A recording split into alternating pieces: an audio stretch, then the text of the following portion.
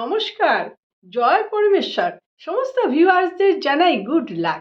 বন্ধুরা, আজকের ভিডিওতে আমি বলতে এসেছি, বন্ধুরা, বহু মানুষ হনুমানজির পুজো করেন বা বজরংবলীর পুজো করেন, কিন্তু এই পুজো করার সঙ্গে সঙ্গে আপনারা যদি এই ছবিগুলোকে বাড়িতে ঠিক মতো জায়গায় রাখতে পারেন, এক একটা ছবির এক একটা মানে আছে, আর এক একটা ছবির এক একটা দিক আছে, সেই দিকে সেই পার্টিকুলার ছবিটি যদি রাখা যায়, তাহলে কিন্তু আমাদের ভাগ্য অন্য কথা বলবে। বন্ধুরা, আমরা কিন্তু না জানতেই উল্টো পাল্টা ছবি আনি এবং উল্টো পাল্টা দিকে লাগাই। আজকের ভিডিওতে আমি আপনাদের সঠিক নির্দেশ দেব, সঠিক কোন দিকটায় কোন টাইপের হনুমানজির ছবি লাগালে আপনার ভাগ্য একদম উচ্চ শিখরে উঠবে। বন্ধুরা, তার জন্য আজকের ভিডিওটি আপনাকে খুব মনোযোগ দিয়ে দেখতে হবে। ভিডিওটি দেখুন এবং জেনে নিন হনুমানজির কোন রূপ কোন দিকে খাটে। যদি সেই দিকেই রাখতে পারেন, তাহলে আপনাকে আর কোনো চিন্তা করতে হবে না। আপনারা ভিডিওটি ভালো করে দেখুন, অবশ্যই বিরাট একটা লাভ এখান থেকে খুঁজে পাবেন। বাড়ির উত্তর দিকের দেয়ালে সবসময় হনুমানজির দক্ষিণমুখী ছবি রাখবেন। এটি অত্যন্ত শুভ ফল দেবে। এই দক্ষিণমুখী ছবি আপনার বাড়ির ওপর থেকে যত কালা জাদু আছে সমস্ত সরিয়ে নেবে, বাড়ির পরিবারের সমস্ত সদস্যদের রক্ষা করবেন এবং পরিবারের সদস্যদের অকাল মৃত্যু দূর হবে। এবং আপনাদের মধ্যেও যদি মৃত্যু ভয় থেকে থাকে, তাহলে সেই ভয় ধীরে ধীরে কেটে যাবে। হনুমানজির বুকে সীতামা এবং রামচন্দ্র, এই ছবি, এই শক্তির রূপকে যদি আপনারা পুজো করেন, তাহলে বাড়িতে কেউ কালা জাদু বা ভূত প্রেতের শিকার হবেন না। বজরংবলীর এই ছবিতে পূজা করলে অতীব লাভ পাওয়া যায়, খুব দ্রুত পরিবারের উন্নতি হতে পারে। যেখানে হনুমানজি থাকেন সেখানে ভূত প্রেত, মৃত্যু ভয়, কালা জাদু এগুলো কোনো কিছুই থাকতে পারে না। বন্ধুরা, এই ছবিটি আপনারা পুজো করতে পারেন।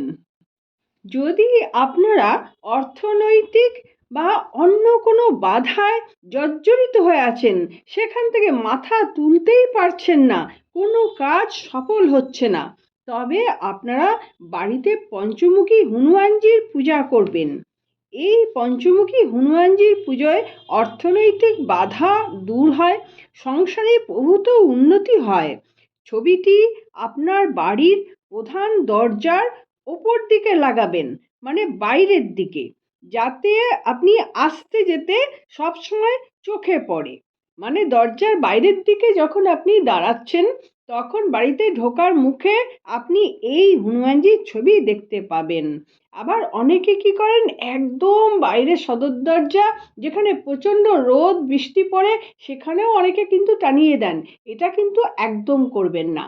এই ছবিটিতে যেন রোদ বৃষ্টি সেরকমভাবে না পড়ে, সেই শ্রদ্ধার সঙ্গে আপনারা ওরকম একটা জায়গা দেখে লাগান, যেটা সদর দরজাই, কিন্তু একটু সানসেট আছে, আড়াল আছে, তার তলায় লাগাবেন। তাহলে এটা খুব আপনাদের লাভ দেবে এবং পুরো বাড়িকে আপনার গার্ড করে রেখে দেবে এই পঞ্চমুখী হনুমানজি। আপনার বাড়িতে যদি সব সময় কলহ, সব সময় দুর্ভাগ্য লেগেই আছে, কোনো ব্যাপারে কোনো উন্নতি হয় না, কারুর ব্যবহার ভালো না, কেউ কাউকে পছন্দ করছে না, সব সময় একটা হিংসা ভাব বাড়ির মধ্যে রয়েই যাচ্ছে, এরকম যদি হয়, তাহলে আপনারা বাড়িতে এই সেবারত হনুমানজির ছবি রাখুন ড্রয়িং রুমে। ড্রয়িং রুমে এই সেবারত হনুমানজির ছবি আপনারা উঠতে বসতে খেতে সবসময় দেখতে পাবেন এবং তাকে স্মরণ করবেন।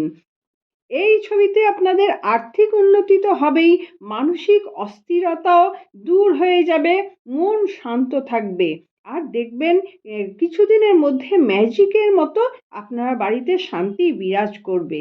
দুর্ভাগ্য কেটে গিয়ে আপনাদের সৌভাগ্যের সুযোগ আসবে। যারা গ্রহ দোষে ভুগছেন, প্রায় প্রায় অসুখে পড়েন, প্রায় প্রায় অ্যাক্সিডেন্ট হয়, যখন তখন পড়ে যান, এইরকম ধরনের যদি হয়ে থাকেন, তাহলে আপনারা বাড়িতে লাল হনুমানজির ছবি লাগান। এই হনুমানজির ছবি আপনার অনেক গ্রহরত্ন থেকেও অনেক বড় কাজ করবে। লাল হনুমানজির ছবি দক্ষিণ দিকের দেওয়ালে লাগাবেন। কিছুদিনের মধ্যে আপনার এই গ্রহদোষ কেটে যাবে। এই লাল হনুমানজি আপনার বাড়িতে কোনো রকম রোগ শোক প্রবেশ করতে দেবেন না। হনুমানজির হাতে পর্বত, এই ধরনের ছবি আপনারা দেখেছেন অনেক বাড়ির সামনেই থাকে। যাদের আত্মবিশ্বাস নেই, অল্পতে খুব ভয় পেয়ে যান, টেনশনে ভোগেন, তারা এই পর্বত হাতে হনুমানজির ছবি বাড়ির এক পাশে লাগিয়ে দিন। ডান পাশেও হতে পারে, আবার বাঁ পাশেও হতে পারে। এই ছবি থাকলে আপনার টেনশন দূর হবে, আপনার মনোবল বাড়বে। যে কোনো কঠিন পরিস্থিতির মোকাবেলা আপনি করতে পারবেন, আর কঠিন কাজ আপনার কাছে অনেক সহজ হয়ে উঠবে। বন্ধুরা, দৈনন্দিন জীবনে কাজ করার জন্য এই ছবিটি আমাদের অনেক সহায়তা করে। এবার বলবো ভজনরত হনুমানজির ছবি।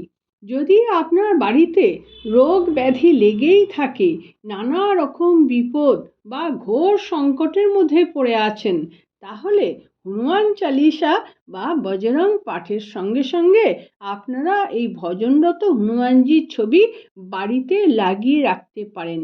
এই ছবির পূজা করলে সাহস ও একাগ্রতা বাড়ে। আপনার ঠাকুরের জায়গাতেও আপনি এই ছবি রাখতে পারেন। এই ছবির কোনো দিক নির্দেশ নেই। বন্ধুরা, এই ছবিটি খুব শান্ত ছবি এবং আনন্দদায়ক ছবি। এবার বলবো গুরু সূর্যদেবের কাছে ভজনরত হনুমানজির ছবি।